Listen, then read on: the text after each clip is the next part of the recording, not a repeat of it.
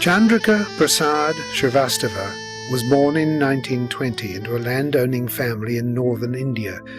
The tragic death of his parents at an early age forged a strength of character, depth and determination that he was to reveal in abundance later in life. He met and married Nirmala Selve in 1947. Her parents had been deeply involved in the struggle for Indian independence, and Nirmala herself was a political activist. As a child, she had spent time living at Mahatma Gandhi's ashram. With their marriage, C.P. Srivastava and Nirmala began a dedicated partnership, with a lifelong admiration and respect for each other's convictions and work. So C.P. chose a career which allowed him to remain in India. He joined the Indian Administrative Service, thus beginning his distinguished career. In 1961, he was appointed Managing Director of a public sector company, the fledgling Shipping Corporation of India. The Prime Minister was immediately impressed by this tall, articulate young officer who came with such a formidable reputation for integrity and capability. The period that I spent with him was probably the most elevating period of my life. And I was with him till the very last day of his life, when he died in Tashkent. In 1974, he was elected Secretary-General of the United Nations International Maritime Organization based in London. He was unanimously re-elected for a further 3 terms, serving a total of 16 years. In 1989, he announced his retirement, which was received with great regret by the United Nations. Worldwide, he has received 31 of the highest honours and awards in recognition for his tireless service and outstanding attributes. He was also the founding Chancellor Emeritus of the World Maritime University, conceived and established by him in 1983 under the auspices of the International Maritime Organization, thus ensuring that all developing countries were able to participate actively in the work of the IMO, which until then had relied largely on the expertise of developed maritime states. Despite being honoured by royalty, Sir C.P. remains an extremely humble, gentle man. In July 1990, the Queen of England gave him one of her country's highest awards, Knight Commander of the Most Distinguished Order of St. Michael and St. George, making him the first Indian to be knighted since independence.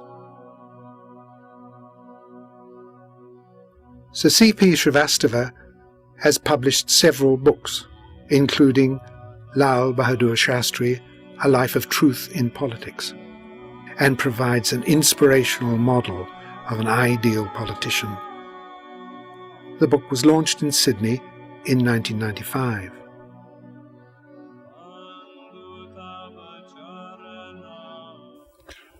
And I find that people here have a feeling for people of India and people for developing countries. They understand their problems.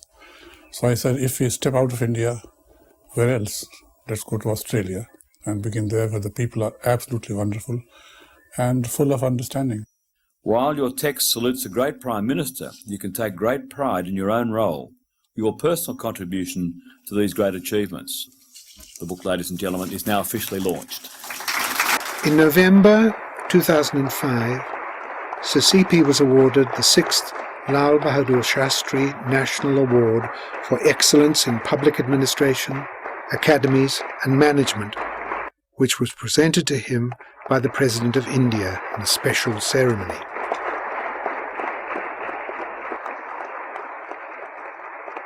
On this momentous occasion, when the Lal Bahadur Shastri National Award has been conferred upon me before this distinguished assembly by the President of India himself, who, like Shastriji, is a visionary and globally renowned for his ethics, integrity and righteousness, I bow down to him in deep reverence and with feelings of abiding gratitude. For me, sir, this will be the most memorable moment of my entire public service career in my life. Throughout his career, Sir CP's ability to draw differing parties to the same table and through persuasion, diplomacy and negotiation to reach agreement has gained for him lifelong respect and admiration. Before concluding, I seek your permission to acknowledge the enormous debt of gratitude which I owe to my wife Nirmala, who is here, without whose mighty support all these 58 years that we have been married, and without the loving care of our daughters Kalpana and Sadhana, who both are here, I could not have been standing before you today. I am now 85 years old, and whatever still remains of my life is being devoted to working with Nirmala, who has, over the preceding 35 years, worked ceaselessly for the creation of a new society based on the essential unity of all religions, and who upholds the same ethical and moral values that Sri Shastriji steadfastly stood for. While mixing in the most powerful diplomatic circles, he always supported her work to transform human beings using Sahaja Yoga techniques. Now, in his retirement, he has continued to travel the world with her, promoting and encouraging the advancement of this great movement which connects people to their own inner spiritual energy and gives them the ability to transform themselves regardless of creed, culture, race or religion. A glance at Sir CP's life reveals a portrait of a living legend. Over his many years he has worked tirelessly alongside Srimataji in his own area of diplomacy to transform humanity and bring freedom, hope and enlightenment to the world.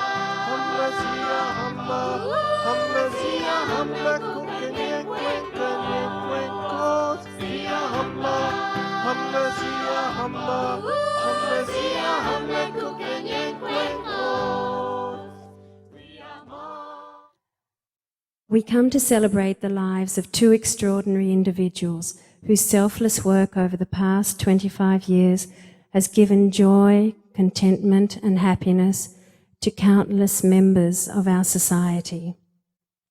These are Srimataji Nirmala Devi, the founder of Sahaja Yoga, a worldwide spiritual movement, and her distinguished husband, Dr. Sir C.P. Srivastava. Ladies and gentlemen and distinguished guests, tonight it is a great honour on our behalf of the Australian Council to welcome Srimataji and Dr. Srivastava back to Australia after 10 long years. Sometimes in history there appears a towering figure of morality and who shapes and moulds human destiny for centuries to come. In their own time, we witness such a phenomenon in the advent of Srimataji Nirmala Devi. The next part of our program is a practical part. We'd like to now prepare you for the meditation. Just to collectively put our right hand on the top of our head, centre of the palm on the Sahasrara, the fontanelle area of the skull.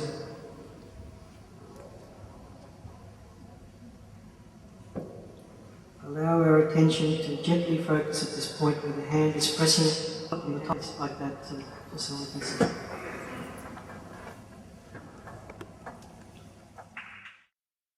Dr. Shrivastava, would you do us the honour of speaking with us directly?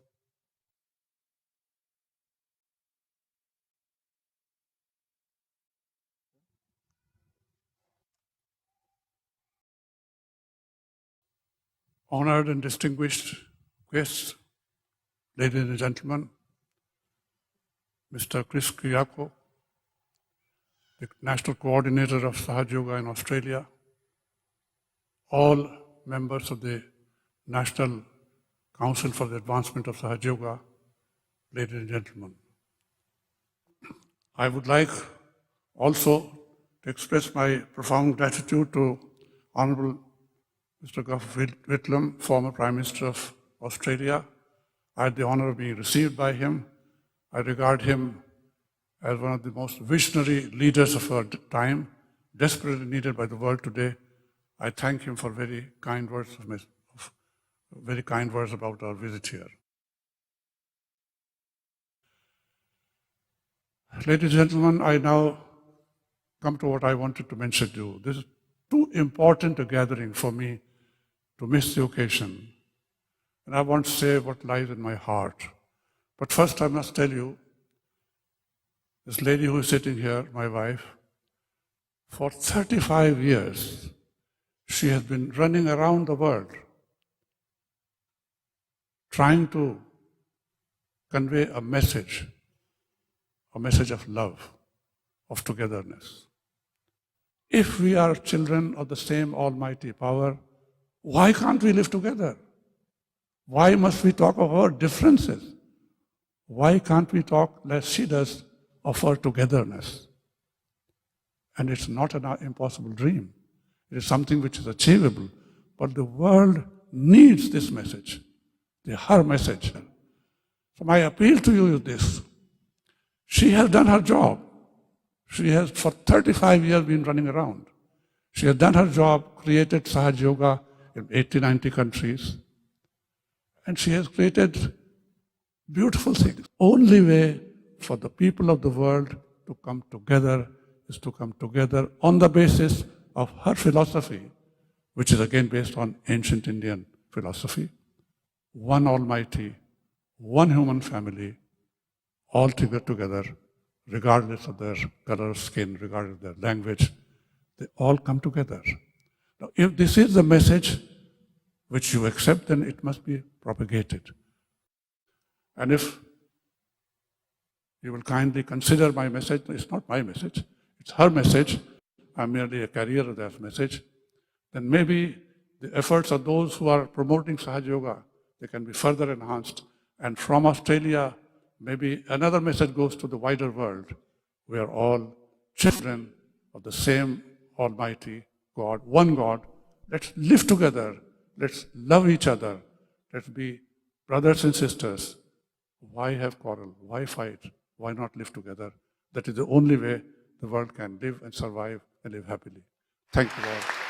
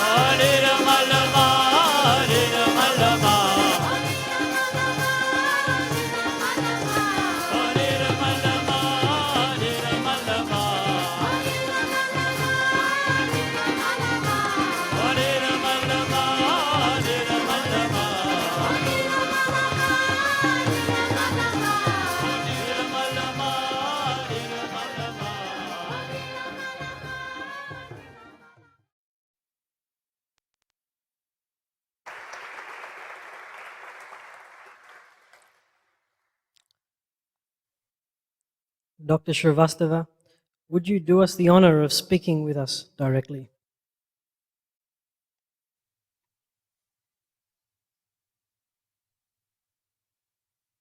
Honored and distinguished guests, ladies and gentlemen, Mr. Chris Kiyako, the National Coordinator of Sahaja Yoga in Australia, all members of the National Council for the Advancement of Sahaja Yoga, ladies and gentlemen. There are moments when it becomes difficult to express yourself, and this is one such moment. But I would like, first of all, to say how very, very grateful I am to all of you who are here today. I know how preoccupied you are, that you should find time to be with us, to celebrate an occasion which is 25 years of Sahaja Yoga, shows your keen interest in spirituality, in ethics, and in good life. So I bow down to you again, and thank you very, very much for the great honor you have done, Sri Mataji Nirmala Devi and myself, by being here today.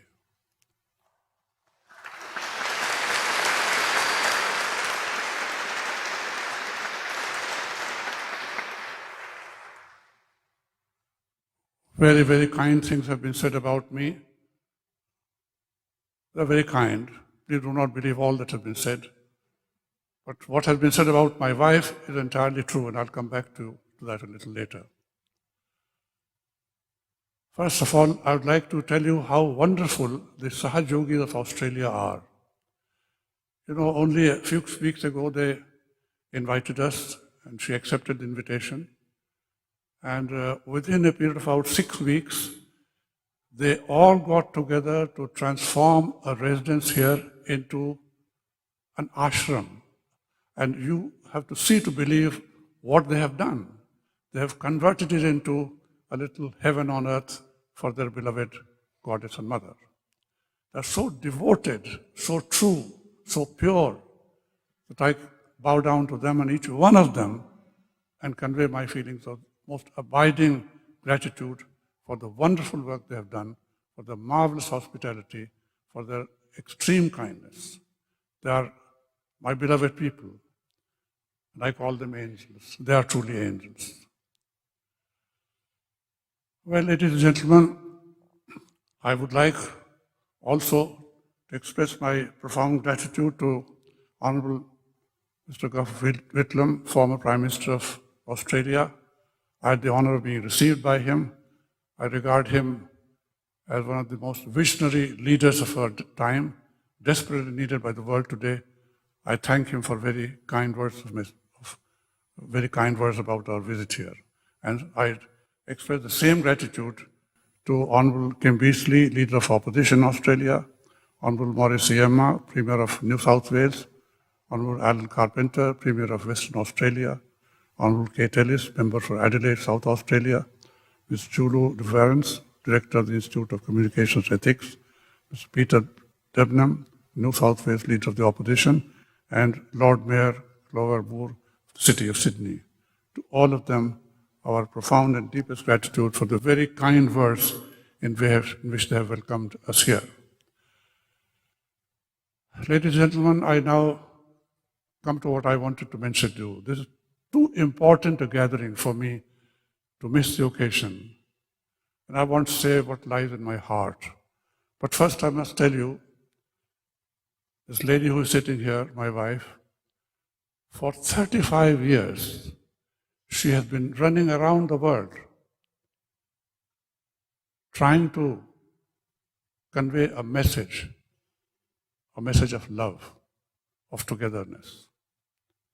Believe me, she has traveled by plane, by helicopter, by car, by bus, by bullock cart, and on foot. She has gone to villages, to cities, and she has gone to many, many places in all the 5 continents. And she has done so out of a tremendous conviction within her that this world needs a new message. If the world has to live, has to survive, then something new has to be communicated to humankind. And with that belief in her, single-handed for many years, she went around. Gradually, Sahaja yogis came along, because they saw the worth of what she was saying. And today she has followers in 80, 90 countries. Wherever I go, there are Sahaja yogis, Sahaja yoginis, beloved children of hers. And what a wonderful thing she has done, what a wonder she has created. What is it? How do I see it as her husband? Of course, I must say, for her to have been doing all this meant she has been away from me for a long, long time. But I knew that she was doing something wonderful for the world. And so it was. Now her message, as I see, is simple, straight. And she says, all men and women and children in the world are the creation of one Almighty. Some people say, my God is Almighty. Others say, my God is Almighty. By definition, you can't have more than one Almighty. If you have two of them, neither would be Almighty. So it's as simple as that. And sometimes people don't really see that. But she says, first thing is, remember that there is only one Almighty, and that is the almighty power of divine love. And then she says, all persons who are here on this earth have been created by that Almighty. Whether they are white or brown or blue or yellow, whether they live in Africa or Australia or India or wherever, they're all her children. Our children of that almighty power. Now, if that is so, why not live together happily, peacefully? Why feel divided? Why feel one against the other? Now, it's one thing to believe, and she believes in that. She herself was born in a Christian family, I was born in a Hindu family. But we both believe in one almighty power, one human family, and that's how we are together. Now, this is the message she has conveyed, and she has conveyed this to many audiences, saying, you are the creation of that Almighty, you are in His or her image, and there is in you a congealed power which she can perhaps help to awaken, and when that is awakened, called Kundalini, then you are in communion with your Creator. And you have a beautiful life then, given to ethics, morality, everything that is good. That is what it is. That's what your destiny is. But if you want to be in communion, you can be in communion. Now, ladies and gentlemen, the point I want to make to you is my own point. My point is, I have worked for India as a civil servant, and I've also had the privilege of working for the United Nations as Secretary General of the International Maritime Organization. And believe me, ladies and gentlemen, I tried to implement her ideas in my working at the United Nations level. You know, United Nations means many, many countries, countries of different growth of development, different capability, and so on and so forth. And they all come together to work together. It's not an easy task. I was in the maritime world, and when I was elected Secretary General, I was the first from a developing country. All my predecessors had been Europeans, and people were surprised that someone from the developing world should come. The maritime scene at that time was dominated by the Western world. And the organization was known as Rich Man's Club. And here was me. How could I be Secretary General of a rich man's club? Poor me. What a task it was. I said, well, I've been elected, so I must serve. And I must apply her message. Her message was, everyone is the same. Everyone is equal. So I made it a point to make every member state of the organization an equal member. They were not at that time equal. The rich countries who had shipping, they were dominating because they had the maritime expertise. Many developing countries had not joined. And the problem was how to make it a proper world organization. So with her message in my heart, I set about, went around, mentioned first to developed countries that is in their interest to get the developing world in. They accepted that. It's to their great credit that they came along helping the developing countries to build up their own maritime expertise to join the organization. Very soon, they all came, And today, it is one of the finest run agencies because it has the support of every member state of the world, every country. Now, that is a premise on which I want to present an appeal to you. And the appeal is this. The world, if you read newspapers, if you hear news, is in trouble. People are propagating hatred for each other. There's violence in the world. What for? Why? Who will gain from that? If we are children of the same almighty power, why can't we live together? Why must we talk of our differences? Why can't we talk, as she does, of our togetherness? And it's not an impossible dream. It is something which is achievable. But the world needs this message, her message, the message of love. And why I am emboldened to speak to you here, because I sincerely believe from my heart that in Australia there is something unique. It's not just to praise or flatter you, no. I wouldn't say that if I did believe it. But I believe it because I find in Australia the best of Occident, of the Western values. I'm a great admirer of Western values. I'm a proud Indian. I'm proud of my heritage. But I am also a great admirer of the British people. There were rulers in India, rulers different. But when you go to live in UK, you find they're full of values, of ethics, of rule of law, of decency. Now, I find all of those values which I admire here in Australia among Australians. But there's something more that you may not know, or you may not see even, but I see as a visitor. And that is a certain measure of Oriental dignity, humility, kindness, courtesy. And that combined creates a wonderful nation. Now here you have people coming from different countries, different origins. They're all living together happily as Australians. This is her ideal. And that ideal I see in the political life of Australia. So I said, well, if I get a chance to speak about her message, why not here? So my appeal to you is this. She has done her job. She has for 35 years been running around. She has done her job, created Sahaja Yoga in 80, 90 countries.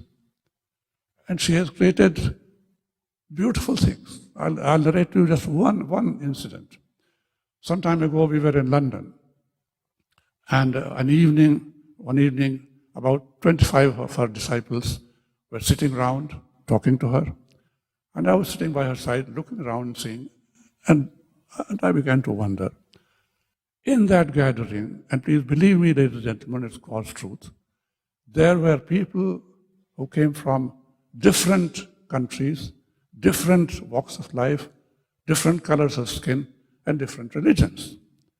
Now, one of them was a Catholic, one was a Protestant, one was a Jew, one was a Muslim, one was a Sikh, several Hindus.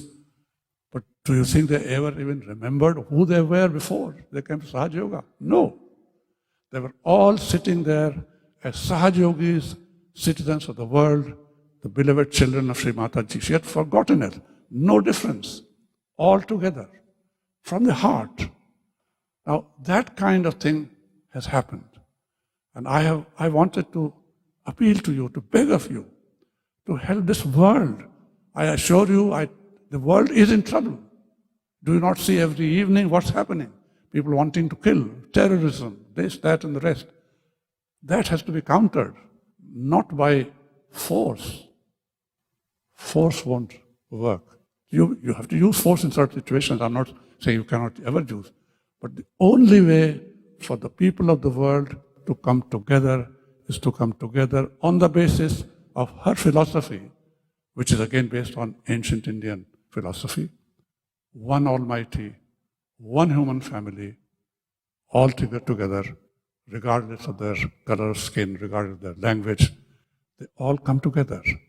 Now, if this is the message which you accept, then it must be propagated. If this message is not given, if people don't come to that conclusion, They continue to believe that they are different. A versus B, B versus C. There's no end to trouble.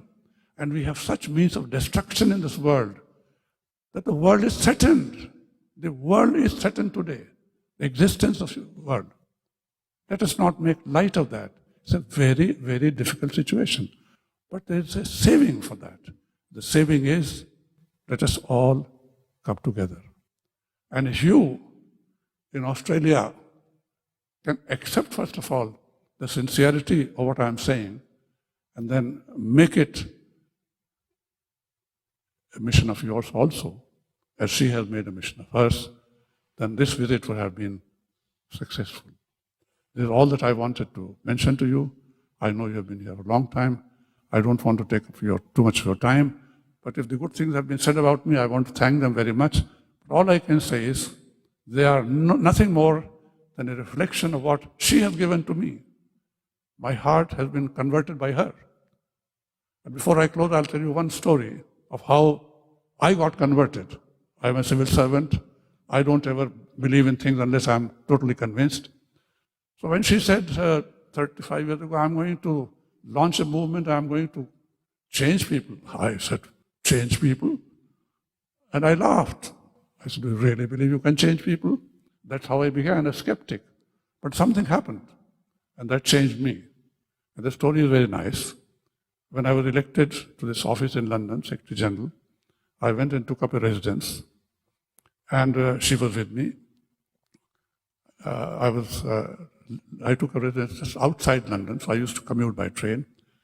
And one evening when I came back from office, I pushed the bell, the door opened, I went in, and I went to the drawing room, as we call it, or living room, my house, and saw a young man, young white gentleman sitting there, reading a newspaper. And when I entered, he looked at me as if I was an intruder. I said, I didn't know that anyone was to come here. And what baffled me even more was that he was wearing my kurta and pajama. I said, something gone wrong with my head. So I went to my wife. I said, do I see what I see? I see a young man sitting there. What's this? She says, yes. Nothing wrong with that. You know, I had gone to London, Piccadilly Circus. So there I saw a young man lying uncared for, sick. So I stepped out of the car, went to him, said, what's the matter? He said, well, living in London without any care. So I said, well, would you like to be taken care of? She said, yes. I said, okay, get up and come and sit in my car and come home. She brought him home. And when he came home, he had to be cleaned and washed. He didn't have any clothes except mine. Okay. So he was there sitting in that fashion. And I loved her for that even more. I praised her. I said, wonderful that you did it. And then she began to give Sahaja treatment to him. He's a young man.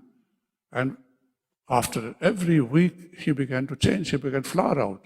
He had become addicted to drugs. Drugs went away. Drinks went away. And he flowered out into a beautiful, handsome young man, a new person.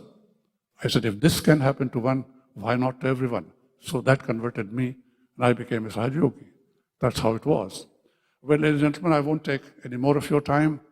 I want to conclude by once again thanking you, expressing my profound and abiding gratitude to you for the time that you have, your precious time that you have given to us.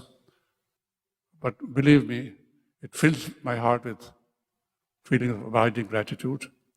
And if you will kindly consider my message, it's not my message, it's her message, I'm merely a carrier of that message, then maybe the efforts of those who are promoting Sahaja Yoga, they can be further enhanced.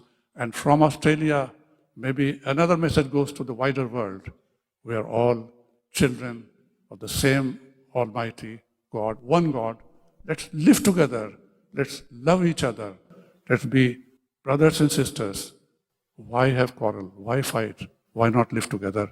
That is the only way the world can live and survive and live happily. Thank you all.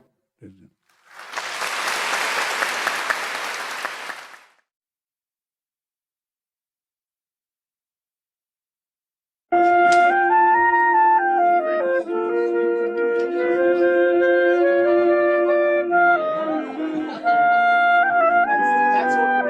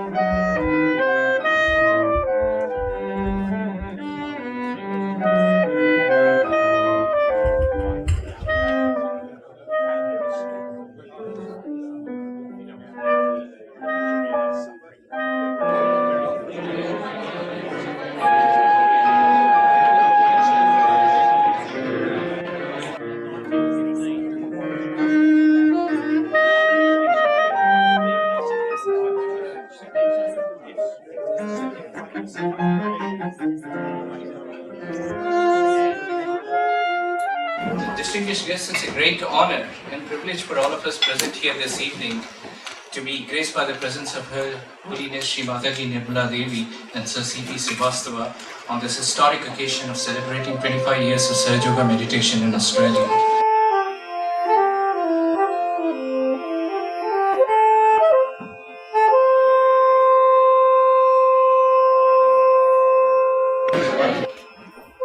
In the history of humanity, there appear revolutionary figures who shape and mold human destiny forever. Her Holiness Sri Mataji is one of such a formidable and a great personality. Sri Mataji has devoted her life to the ongoing process of human transformation through Sahaja Yoga meditation, and thereby has given birth to a new spiritual age. Through her historic method of mass self-realization, she has empowered people en masse to achieve a peaceful state of balance, well-being, and self-knowledge effortlessly and spontaneously.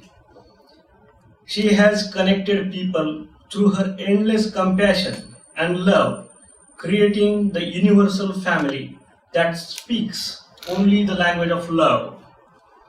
Her Holiness Sri Mataji has been tirelessly traveling the world for 35 years, transforming the lives of millions of seekers of truth.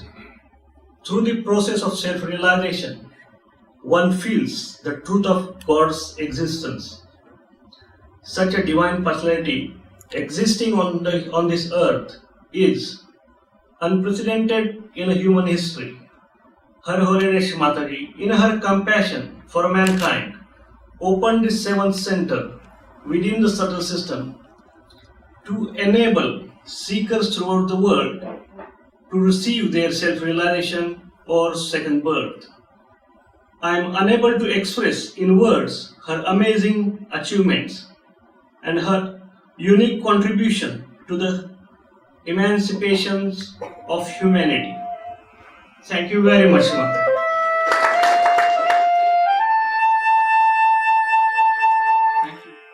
Sri Mataji has traveled around the globe since 1970, spreading her message of love, peace, and harmony. At this stage of her life, she still travels, but gives her blessings not with spoken words, but in silence by her holy presence. She spends most of her time in meditation, so I would request you all to just sit back and enjoy her presence in divine bliss. Thank you.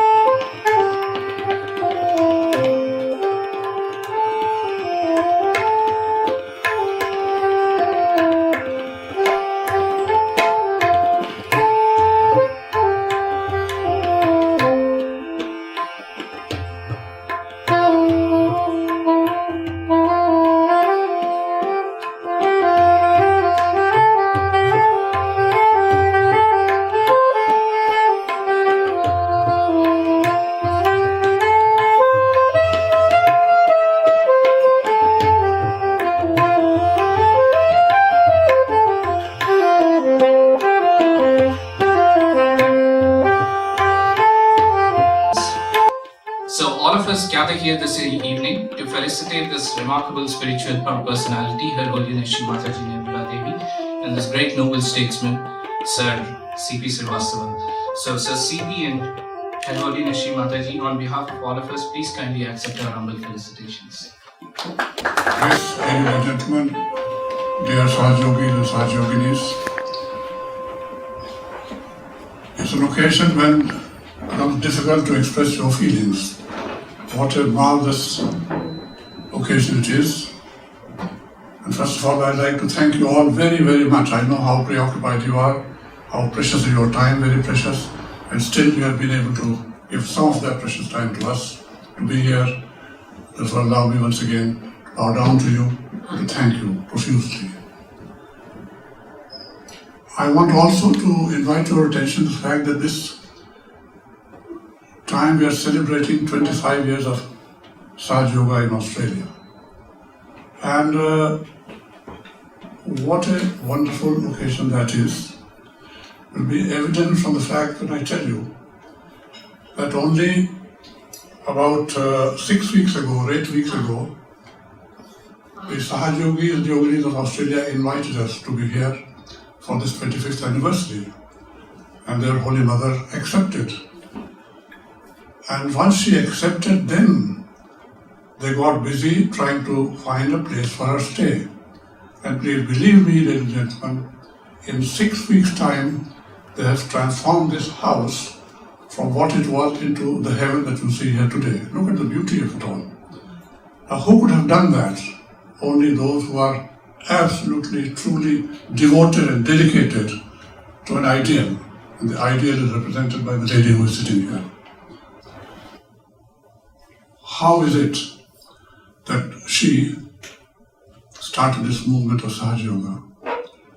And what has been, if any, what has been my role in it? After we got married, we had 2 children. When they grew up, she told me that she wanted to serve humanity. I said, very good, but don't forget you have 2 children also. So look after them. I'm a very busy person in office. She said, okay, take care of the children.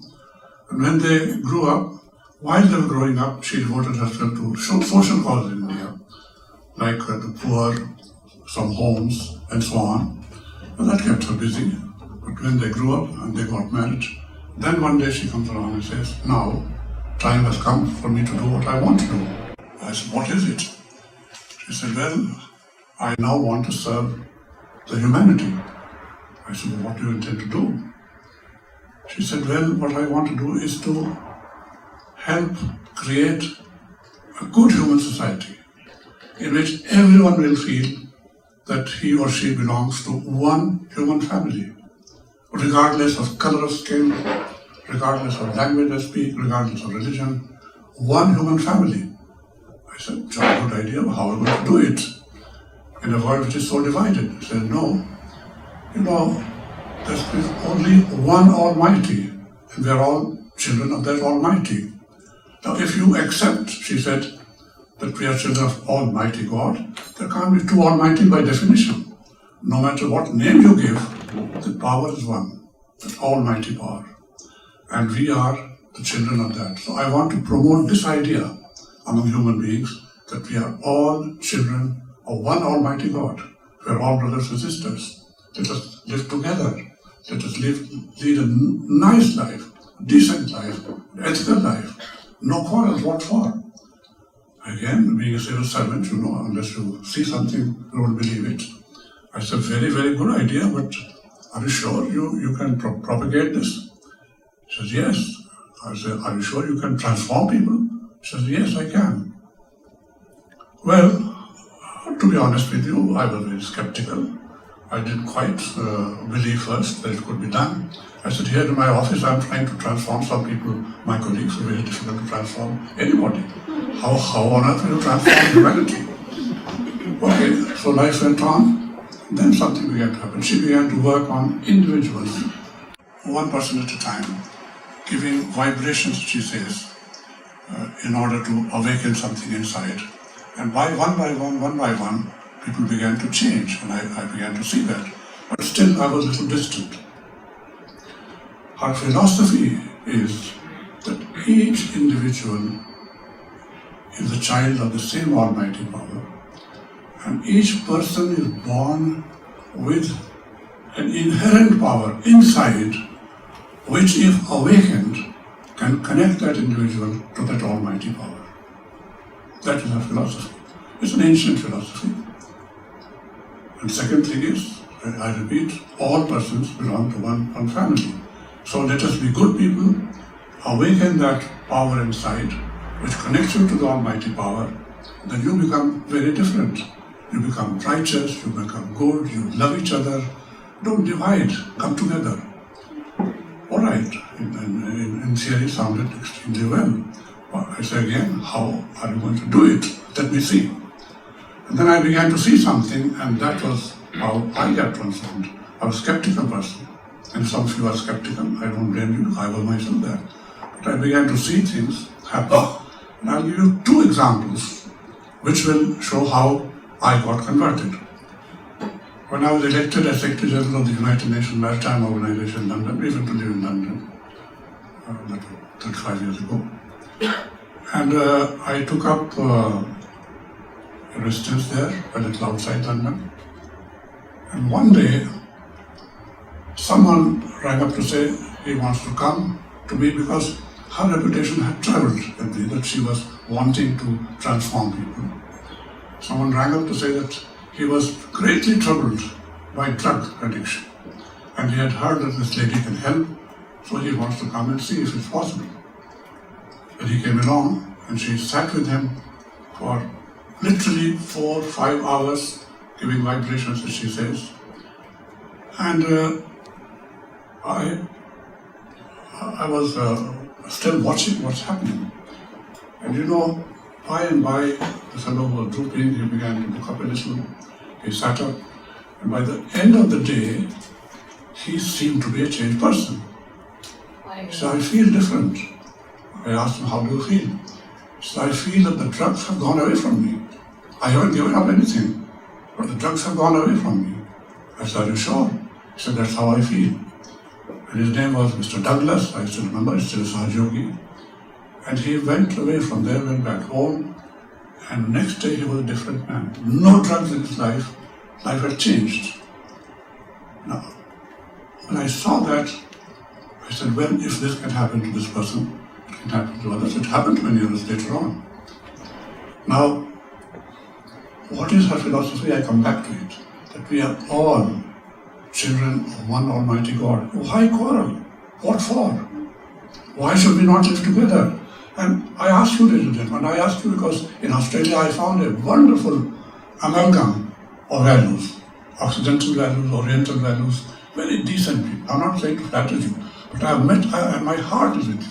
I meet people who are not hurried. You have to talk to them, they give you the right answer, they're there to talk to you nicely, in a very decent way.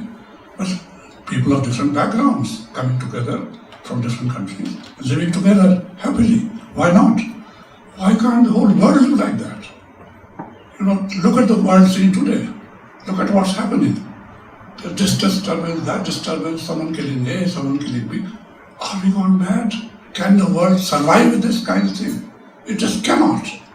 You know, the means of destruction were so fierce that heaven forbid if they began to be used, what would happen?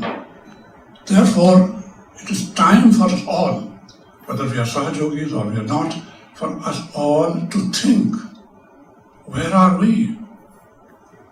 And believe me, what she says works. It is not a dream. It's not just pure idealism. You know, the function today has been organized by Sahajogis. Those who have been serving you are not from the market. They are young Sahajogis. They have done this to serve you. And they think it's a wonderful, it's a great privilege. Now, this is a kind of human transformation that can take place. If it can take place, why should we try? Why shouldn't we do it? That is the plea I want to make to you. And I have spoken to different gatherings in the same light. I said, the world has to come to that, has to think of that. Believe me, there is no alternative. If humanity has to exist, then with weapons of destruction around, it cannot exist if we don't come together. Well, that's her belief, that's my belief. And believe me, it works. The spirit of togetherness works.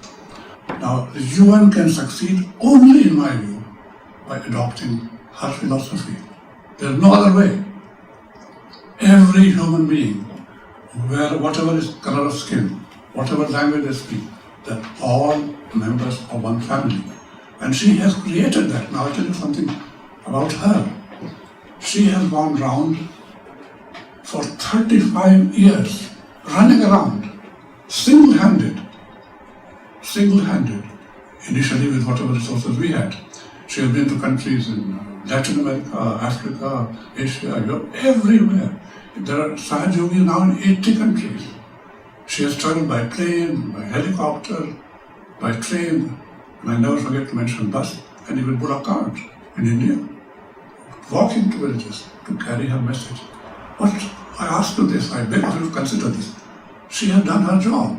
She has created the cells all over the world. Now I beg of you, I appeal to you to just think about it. You don't have to change anything. Just think whether what she is saying, what she is doing is right or not. And if what she is saying, what she is doing is that we are members of one human family, one children of one Almighty God. No matter how we look, how we dress, we have to live together, we have to love each other. If you feel that way, please give it a thought. That's what I wanted to tell you today. And it is, in what words can I thank you for the opportunity you have given to me to explain in a very simple, direct way the kind of thing which this lady has been doing. Running around, she has spent herself. She's sitting quiet here. If you see her DVDs, you wish she was a different person. Not a quiet moment. She used to lecture, I'm talking now. She has talked to various audiences all over the world. Very, very, very expressive. But she has really given her life to this. But okay, I now am here with her, trying to keep her going as long as possible, to be of service to her.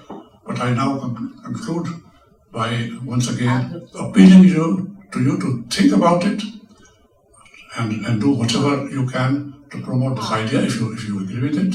And having done that, I once again thank you for the great honor you have bestowed upon her and myself by being here this evening. And I thank the Sahaja of Australia who have provided this occasion for us. Thank you.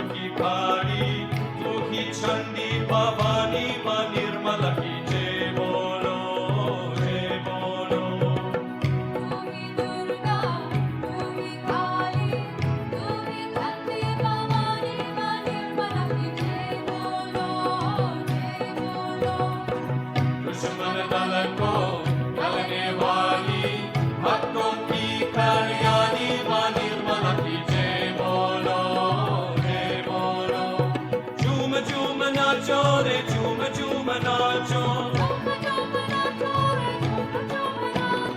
मैया के चरणों को झूम झूम नाचो माता ओ माता तेरा रूपाली नैनों को भाता ओ माता तेरा रूपाली नैनों को भाता हमें बना माता का शुभ आगमन हमें मगन बनाता हे माता ओ माता हम तेरा करे जगराता ओ माता हम तेरा करे जगराता होने वाला माता का शुभ आगमन हमें मगन बनाता हे माता ओ माता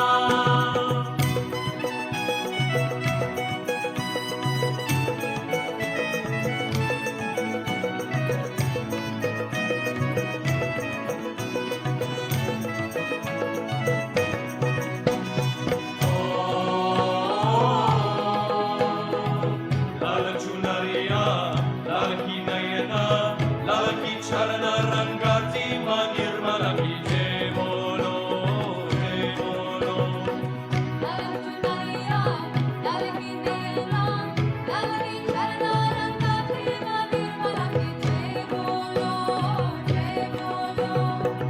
लाल रंग के फूलों वाली माला मैया को भाती मां निर्मला की जय बोलो जय बोलो झूम झूम नाचो रे झूम झूम नाचो मैया के चरणों को झूम झूम नाचो माता ओ माता तेरी नामों की लंबी है गाथा ओ माता तेरी नामों की लंबी है गाथा होने वाला माता का शुभ आगमन हमें मगन बनाता हे माता ओ माता हम तेरा करे जगराता ओ माता हम तेरा करे जगराता होने वाला माता का शुभ आगमन हमें मगन बनाता हे माता ओ माता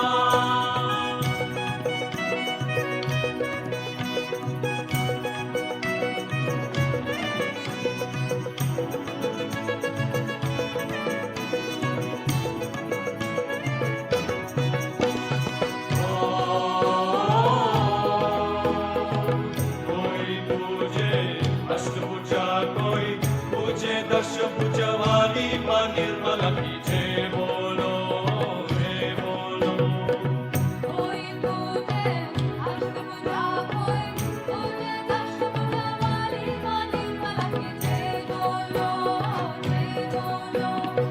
जितनी सवारी उतनी ही बाहें कोई गया ना खाली मां निर्मला की जय बोलो जय बोलो झूम झूम नाचो रे झूम झूम नाचो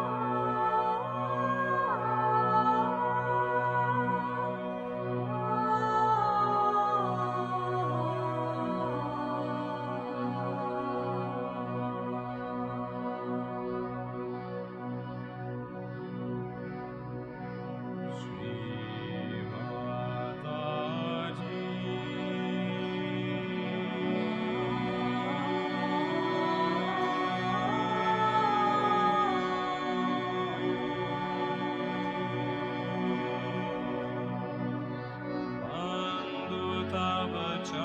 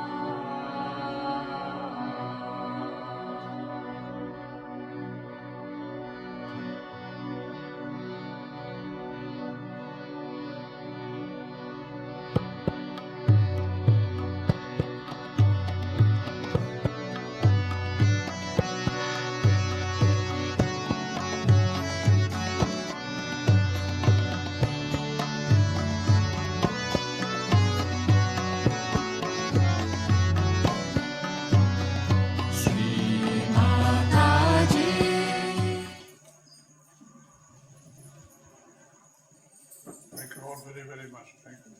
It's a beautiful family created by her. It was one token of that love, of your mother's love. Very beautiful family, Sahaj family. Our family. Our family.